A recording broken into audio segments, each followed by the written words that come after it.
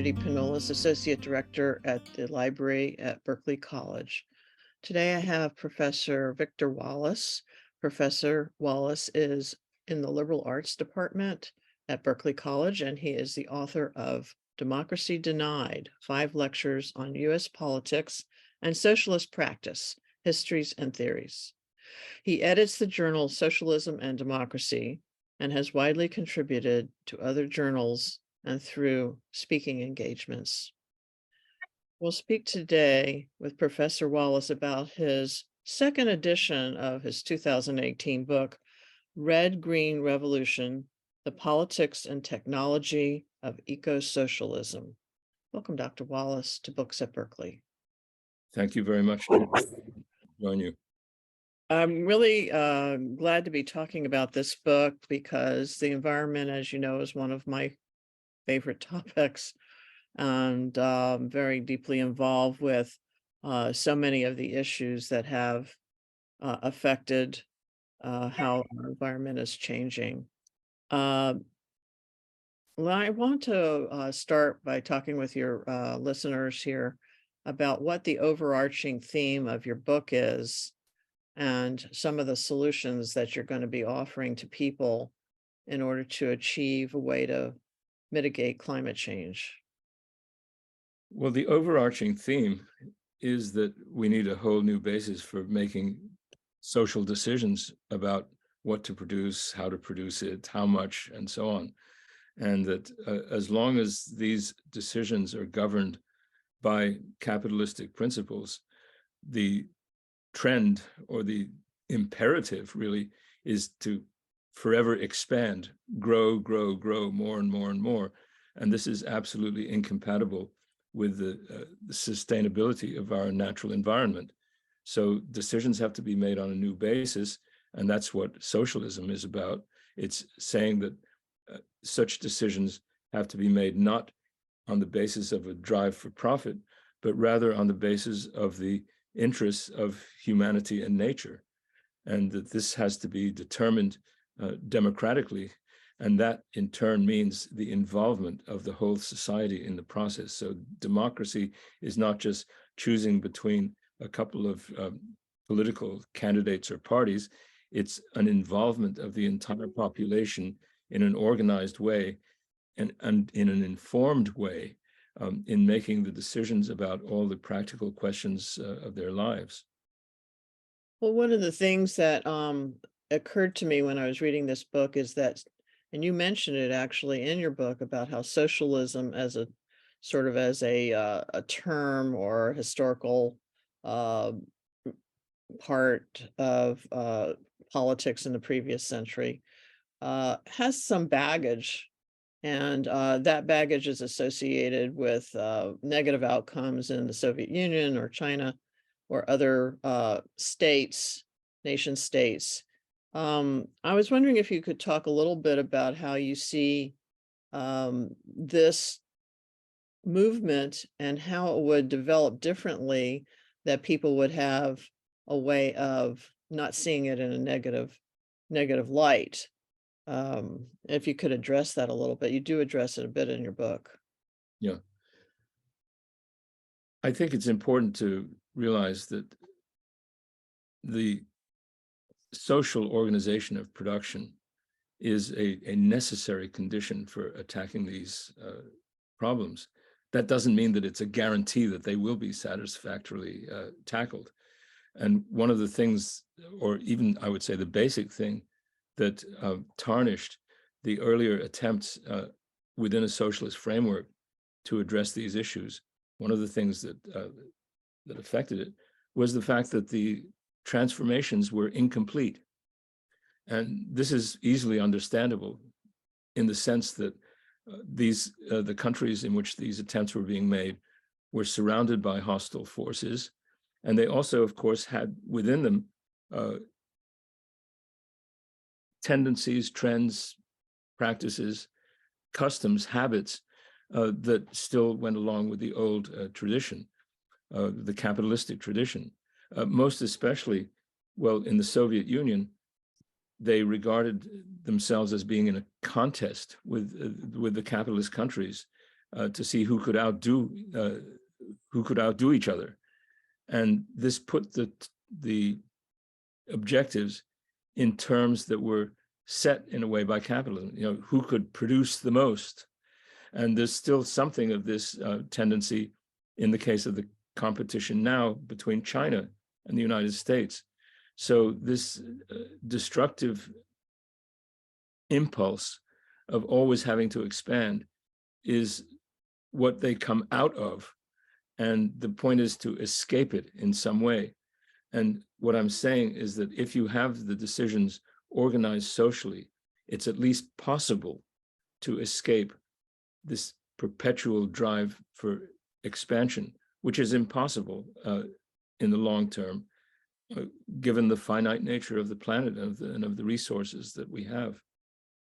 Well, how are people going to be addressing growth in light of the fact that population growth is in the foreseeable future is going to be happening? And how would people be able to respond and, for folks to have a living, a place to live, food, water, and so on? Well, I would say there are two aspects to this. One is we need to remind ourselves right from the beginning that the production that takes place is not just for satisfying people's needs. An enormous percentage of the production that takes place in capitalist society is, well, for military things, but also for wasteful ways of addressing people's needs, like having a completely privatized or almost completely privatized system of transportation, and also all the commercial, the advertising sector, the finances, and the extreme luxury consumption of the capitalist class, flying around in private jets and all that.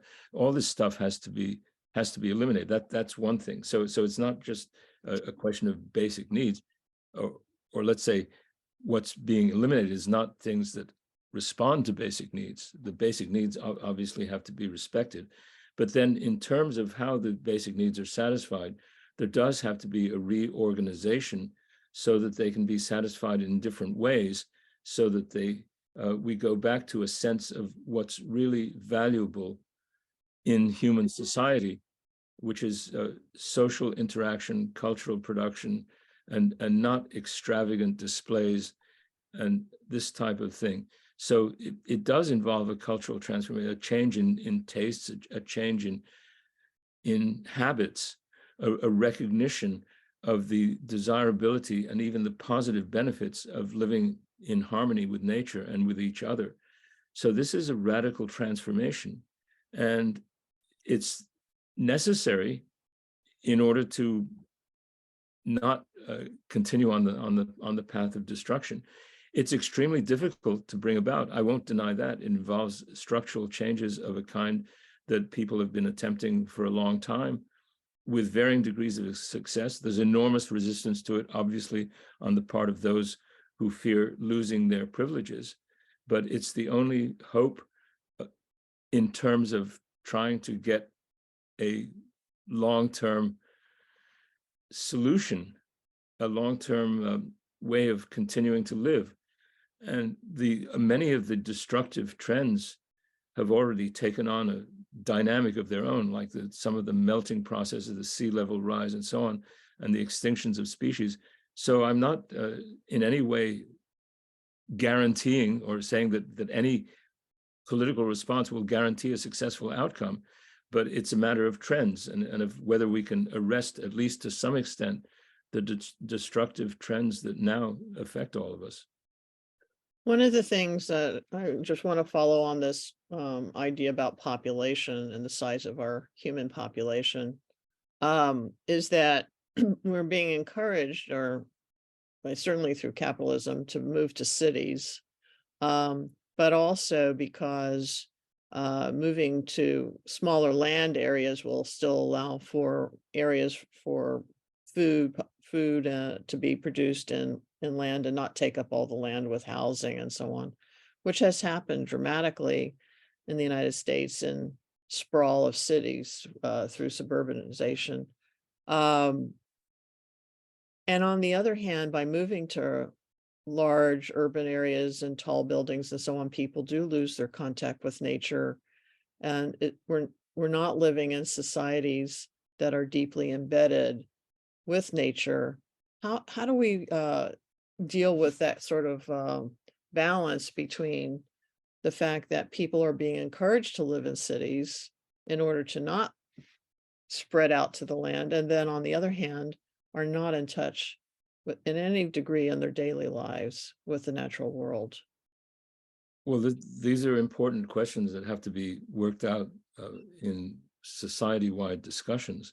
But what I would say as a model of a direction to think of is that the changes that we're talking about obviously involve a reconfiguration of space and a reduction in the use of materials and the use of space for non-natural processes. And this is not so.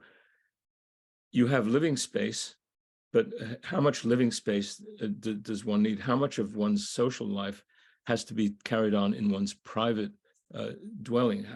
Is there a justification for having huge residences as opposed to having a residence that's large enough for a household, but thinking of what carrying on one's social life much more in the public sphere? And also, of course, in terms of the space, the transportation system, which the privatized transportation system, which consumes so much of public space with roads and parking lots and garages and so on and so forth. So the point is to eliminate the uses of space that don't directly serve the needs of people in their daily lives, drastically reducing it by changing the transportation system, reconfiguring things. And just because one is in cities, that doesn't necessarily mean distance from nature. On the contrary, if you have a concentrated living space, you can still have space, some certain space. Even there are now experiments with gardens, small gardens on high-rise buildings, and so on. Mm. And you're also, if you don't have this endless expanse of suburbs and roads, you're actually physically closer, within walking distance of access to nature.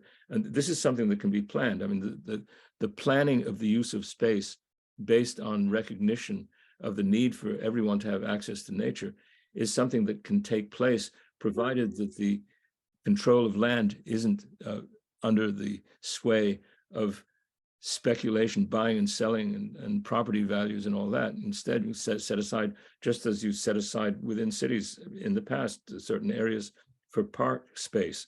So obviously, this is part of what has to be taken into account in deciding on what's necessary for people.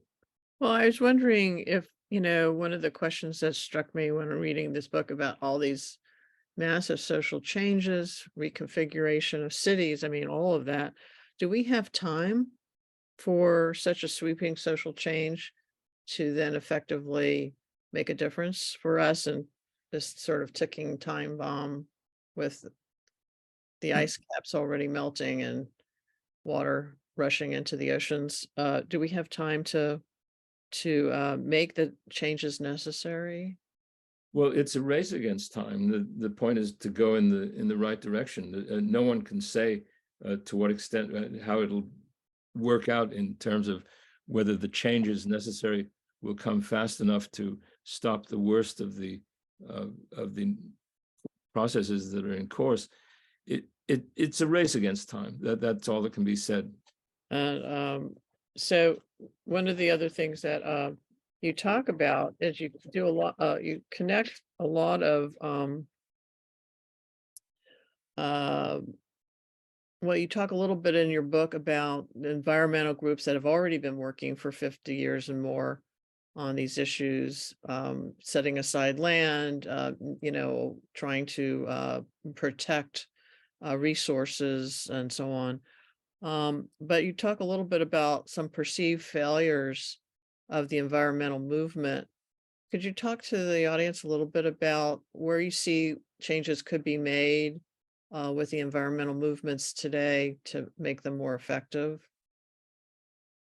Well, there are different levels at which this operates. I mean, one level is the direct environmental improvement, let's say, that can be made in agriculture by transforming agricultural practices away from the intense sort of monoculture specialization, which entails pesticides, herbicides, artificial fertilizer, genetically modified crops, and all that, which do terrible damage to the biodiversity. And this is something which is being done in varying degrees by peasant movements, movements for regenerative agriculture, and so on. So that is one dimension. The other dimension is the political dimension, of course, which is to replace or displace those who currently hold power and who maintain the system of capitalistic determination of these processes. So it has to take place at both levels, and the political change is a very challenging one. I mean, one of the groups that has taken this up, in addition to Greenpeace, which has been doing this for a long time, is now with a greater sense of urgency, the Extinction Rebellion, which has carried out civil disobedience in many places, which it needs to grow much larger, but it's part of also the process of education, which has to take place continuously. These civil disobedience movements call the issue to people's attention in a way that's necessary, but then there has to be the educational process that takes place at the same time and discusses in detail some of the types of change that need to take place. And this is a kind of thing that can take place really in every community, that everybody has to get involved. That's really the challenge. And as I say, yes, I don't know how much time there is, but there has to be a sense of urgency, and the amount of time that's necessary will depend on how quickly and how broadly people get involved in this issue. We could speed up this process. It needs to be speeded up, obviously, because the dangerous trends are already very apparent. And so we need to address, governmental policies like that of Biden, who promised in his campaign no more new oil drilling, and yet then in the presidency he approves this new oil drilling project in Alaska, and then in the Gulf of Mexico.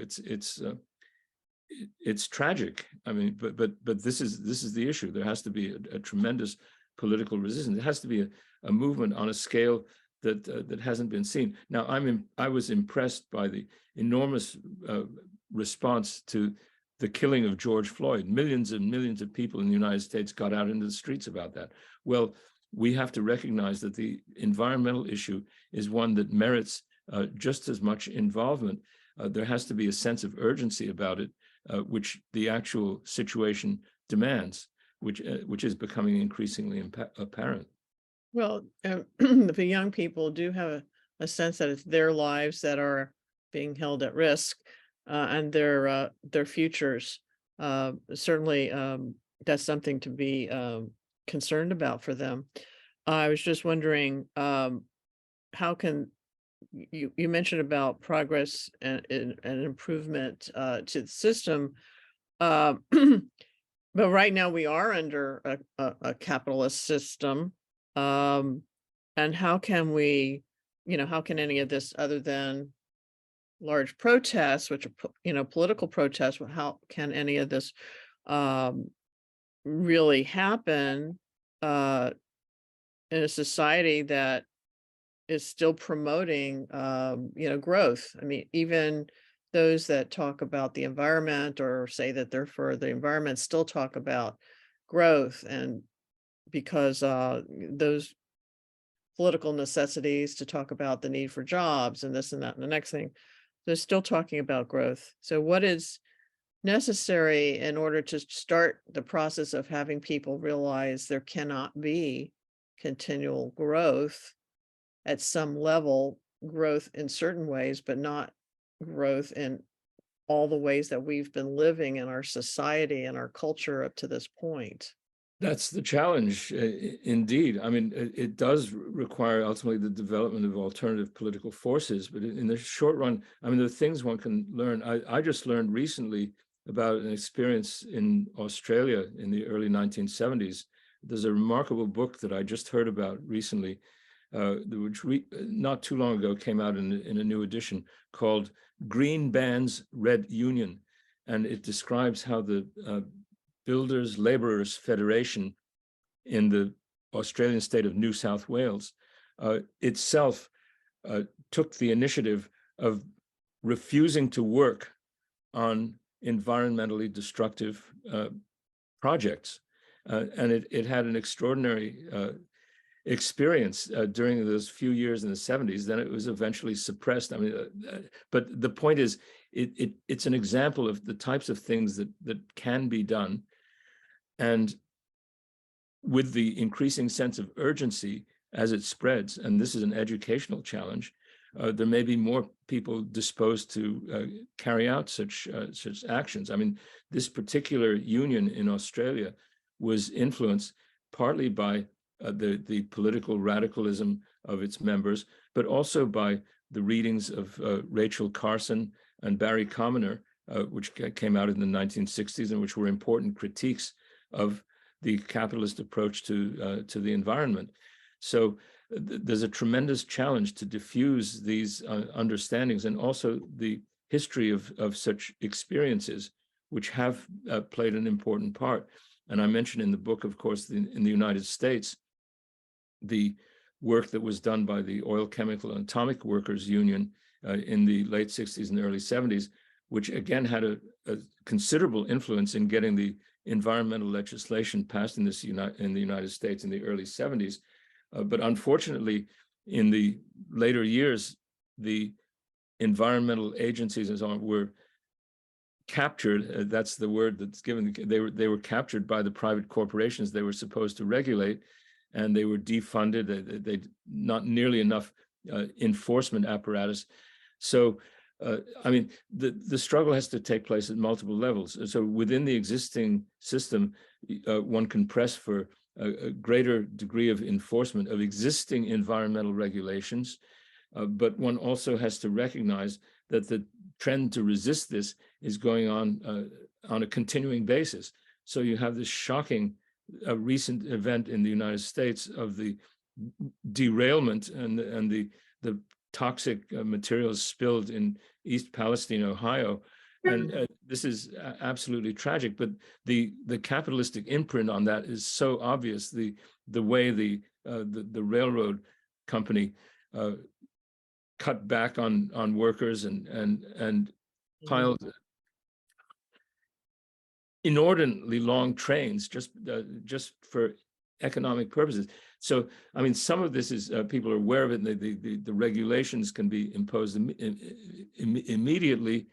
So that's possible, but what's going to be done within a government that's still controlled by capitalist interests, and both the U.S. parties are dominated by corporate interests, is going to be limited. So there does have to be a new political force at the same time that we press for whatever more limited changes can be carried out within the existing system. So in the title of your book, the subtitle is The Politics and Technology of Ecosocialism. And we've talked a little bit now about the politics of that. I was wondering if you could tell us a little bit about your vision of the technology and ecosocialism, and what socialist technology would be, and how do you envision that? Well, yeah, this takes up quite a good section of the book. And the point is, you have to get away from the notion that there's a technological solution to everything, or we have to put it differently, we have to have a wider conception of what technology entails. Technology is not just devices, it's the whole system that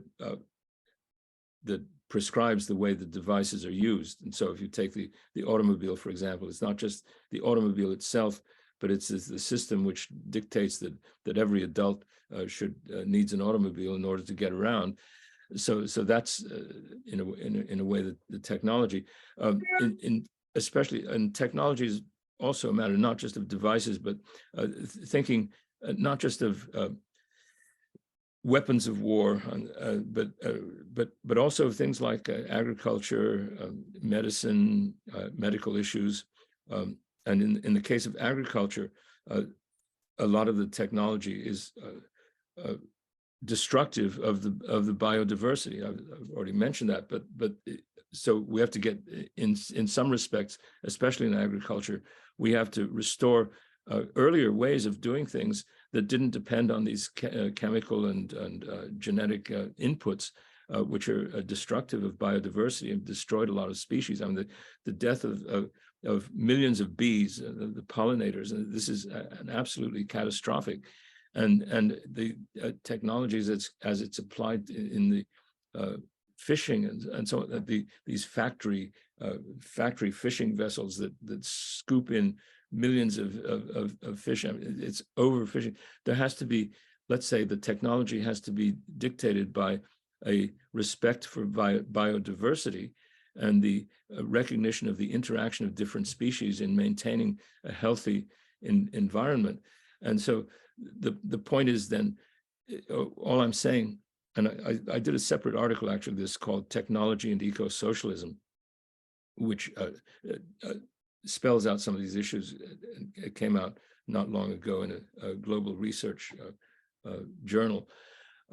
But the point is that we have to recognize that our decisions about especially how to grow things have to be based on an understanding and an appreciation and a respect for biodiversity. And this is the kind of technology that depends on not just trying to get the maximum profit out of a given space. And I guess the other point to make about the capitalist approach to agriculture is that although it may produce greater quantities of a certain good in a certain space, the quality of it is diminished, and the extra effects of it are not taken into account, which include actually detrimental effects on human health, and which is raises a whole other dimension. There was an important book that came out not too long ago called what was it? Animal Vegetable Junk. It was a history of food from sustainable to suicidal by Mark Bittman, a remarkable book which talks about the decline in the American public health as a result of the consumption of processed foods, which is and the processed foods, the takeover of food by the processing part. It has been tremendously destructive, and there's so much in the way of chronic ill health in the United States, which has increased terribly in the last decades. So the point is that the cutting back of the capitalistic expansionist desire can actually lead to an improvement in the quality both of our health and of our lives, and the biodiversity, respect for biodiversity and proximity to nature improves the quality of life. And this has to be recognized, although in order to attain that, what has to be given up is the excesses that have characterized capitalist society, especially in the most advanced countries. I know that we certainly have seen that the poor pay more for fresh fruits and vegetables, and in order to be able to eat a healthy diet has become also classist in that regard. I'm just wondering, there was a phrase in your book that you said that no dimension of our lives will be untouched, of life will be untouched.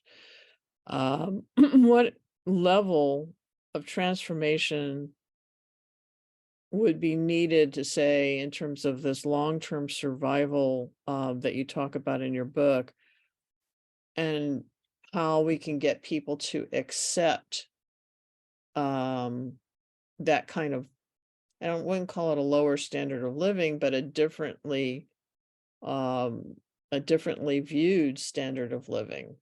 So, for example, what I'm thinking about is things like luxury motorboats and jet skis and, whatever it is that people do that are mechanized for recreational fun, that kind of thing that use tremendous amounts of energy. Um, and balancing that with people's needs and desires in terms of how they view what their rights to do are and their fun. And you know so one person may not think that that's necessary, and another person may think that that's really a vital thing for them to participate in life. So how do we get to that place of balancing something that's a level of transformation that people will be able to accept and and change society in that way? It seems like a very hard thing to do, to change the culture. Yeah, it's something that comes up all the time. I mean, it's parallel even to the debate that's now taking place in the country about guns. And say, well, I have a right to have a machine gun and this and that. And well, obviously they don't. They don't. It's a question of the really ultimately of the majority that should a few people have the right, and not only with guns, but well, even go back to the debate about smoking. What the right of is the right of someone to smoke? Does it prevail over the right of people in the vicinity to have clean air? And so obviously the smoking is an imposition. It's and that's something that the society has come to understand, and there's general recognition that if you have to smoke, you go in a small sort of special place or outside or wherever, away from other people. So this kind of change has taken place. And the point is that in the case of things like the motorboats, I mean the recreational motorboats, and they actually damaged the conditions of enjoyment for the majority of people in the places where they go, and they destroy uh, so much of the serenity and the quality and the biodiversity of the life. So the point is that these are issues that ultimately require massive campaign of education, just as was the case with smoking. And smoking is on a small scale because a smoker can go off. But on the other hand, even there, the smoking is a problem, not only in the sense of putting smoke in the lungs of people who are not smoking, but it's also in the sense that it puts an extra burden on the healthcare system to treat people who've truly. So the healthcare system obviously has to treat everybody, but the extra burden that's placed on it by the fact of the smoking makes it much more important to cut that back as much as possible. And so with these more obvious things, or these more extreme impositions on the surroundings, it becomes even more necessary. But and I'm not saying that it's easy, but there has to be an awareness of how all these things fit together.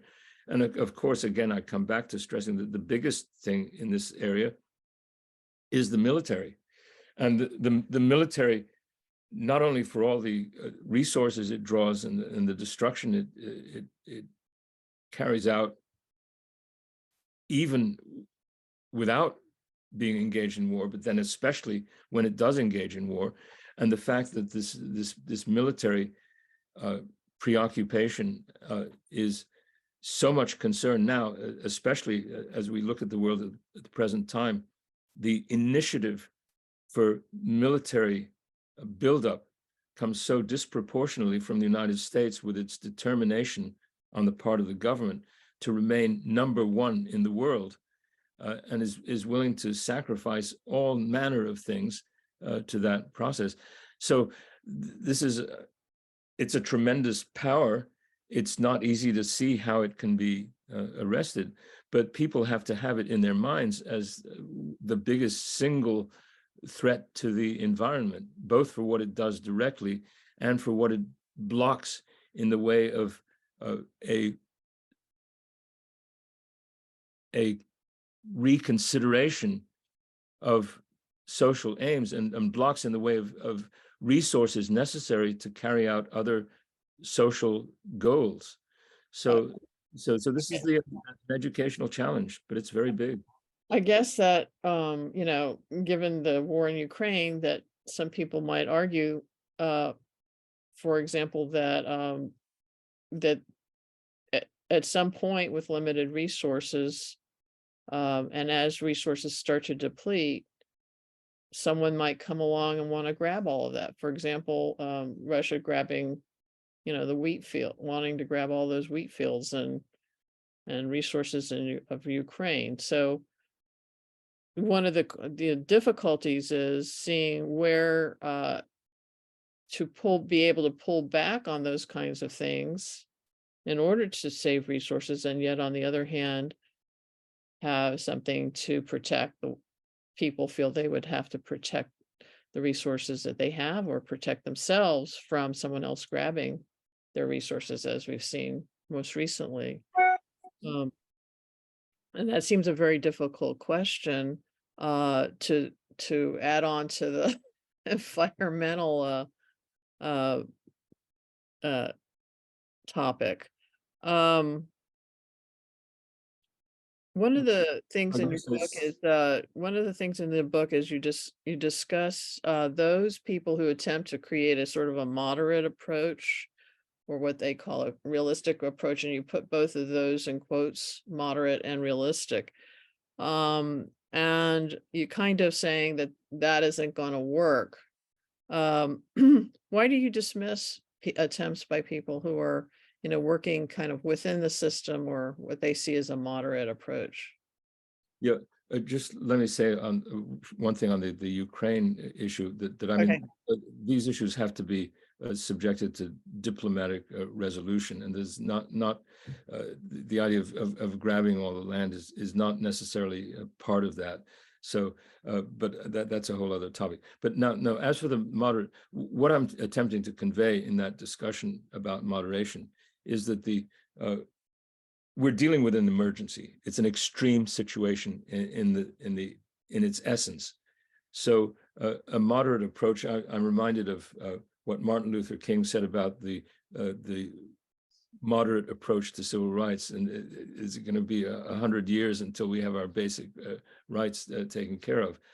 Moderate is a media term. It's a popular term in the media, and it's a popular term also in U.S. politics, to say that, well, if you're moderate has a positive connotation, and if you're not moderate, you're extreme, and extreme means crazy. It's that kind of rhetoric. And the point is here that we have to be cognizant of the level of the dangers that do require radical measures. Now, in the current situation, there's an enormous amount of discontent in the United States. And the question is whether that's going to be expressed in a destructive way or in a constructive way.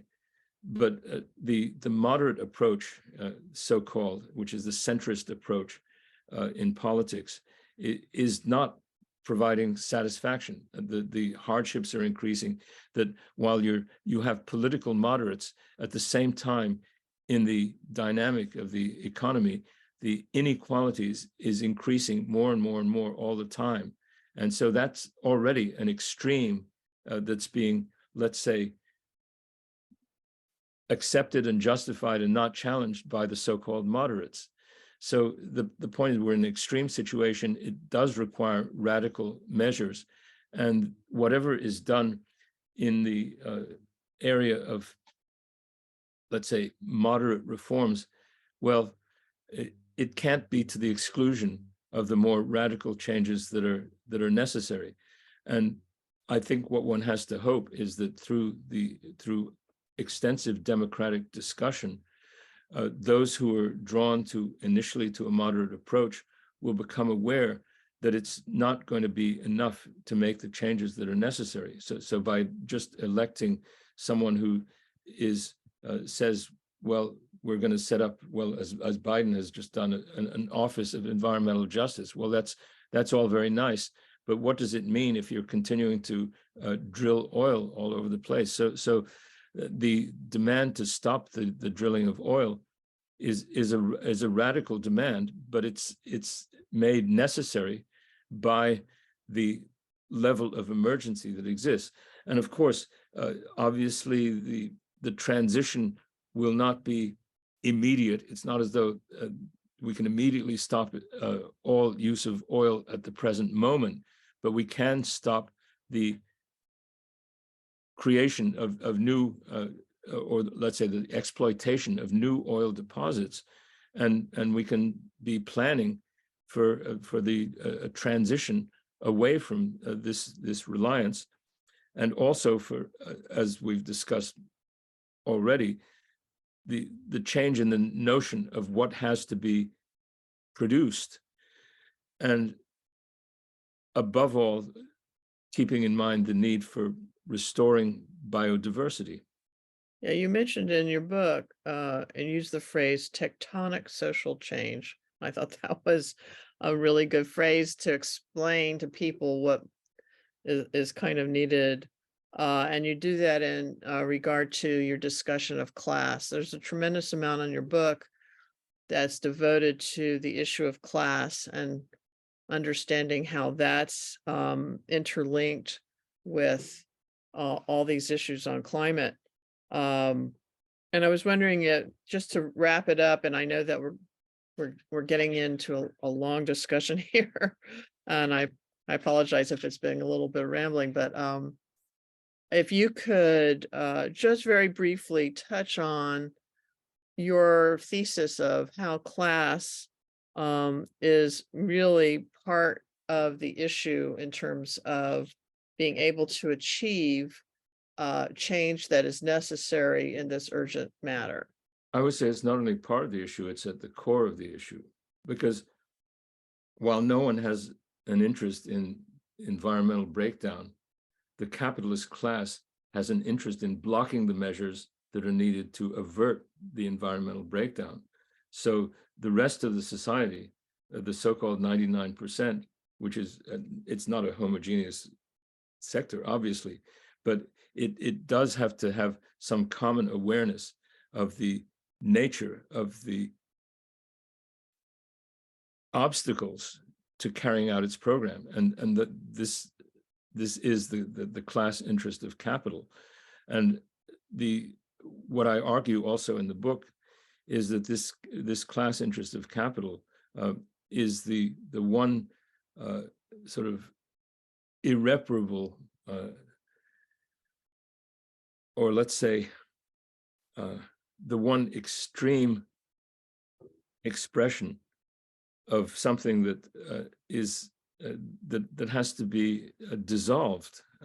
I don't know how else to put it, because there are so many other conflicts in the society, when you're talking ethnic or gender and all these issues, which are not in principle issues of hierarchy, because there's no reason why one sex should be superior to other, or one ethnicity superior to other. That's all nonsense.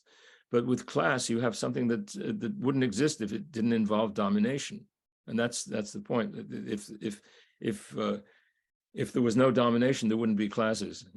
Well, if they're controlling the interests and this unending growth and so on, wouldn't it be convincing the folks who are in these upper classes, the billionaire class, I guess? I mean, because they have to be able to survive as well. If this is species survival mode we're talking about, they and their children and grandchildren would also be affected, whether they're rich or not. So wouldn't it be in the best interest of a movement to be able to focus on convincing the money powers that they're the ones that need to that they are at risk as well as the rest of us? Well, and that's of course an obvious point. The education has to be carried out in any case, but I think the possibility of convincing will apply to individuals. There may be individuals within those classes who will respond in an appropriate way. But the class interest itself has a dynamic of its own. And this is, of course, what Marx talked about. And so they won't stop. I mean, so they will go to environmental conferences in their private jets because that's their prerogative.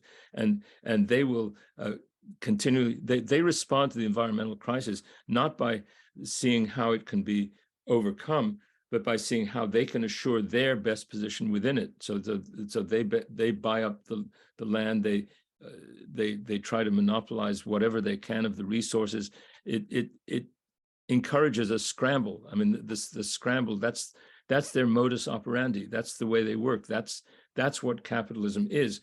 And so while individuals can be persuaded by the kind of arguments that we're giving, as you suggest, and individuals can break away and can renounce the drives of their class, those class drives will persist, and they'll even brag about them as Trump does. I mean, that was the significance of Trump, is that he was so unapologetic of this aggrandizement and this MAGA thing and this whole notion of aggrandizement. The only refreshing thing about him is that he was straightforward about it, and the others sort of try to cloak it in rhetoric that implies that they're not out for that. But no, this is a fundamental drive of the class, and they will just the way if you have speculative frenzy, the speculative frenzy will go on, even though anyone knows that ultimately the speculative frenzy will come to a collapse. But each participant in it will continue in the sense that they hope that they can get the most out of it for themselves. And so the idea of after me, the deluge is very much part of it. As a class, they don't care. As individuals, they may care. And in that case, they will desert their class. Okay. Well, I think we've run out of time in terms of this interview, but I think more people can carry on the conversation and interact with all of these topics by reading your book. And there's certainly so much in it, in a wide-ranging number of topics that are included in the book. Thank you for showing that. And I also have a copy, and it's well worn at this point. I also encourage people to buy the second edition, which includes an additional introduction or preface that is updated from 2022, I guess. Is that correct? And we'll also have some of the more updated events and topics of the day included, in addition to all the other topics that are included in this book. So it's a wide-ranging book, and those people concerned with the environment and with ways to figure out how we can help to mitigate the changes may be interested in reading it. So I thank you so much for talking with us at Books at Berklee. Thank you so much, Judy. It's been a pleasure, and I just and for the Berklee community, I want to say that anyone who wants to organize discussions around this, I'll be glad to help in whatever way I can. That would be great. I think that we'll be seeing more discussions on this topic with students and within the universities all over the country. Certainly, as in the next few years, as people really start to realize the emergency that we're in and want to do something to help change the direction that things are going. Thank you so much. Thank you, Judy.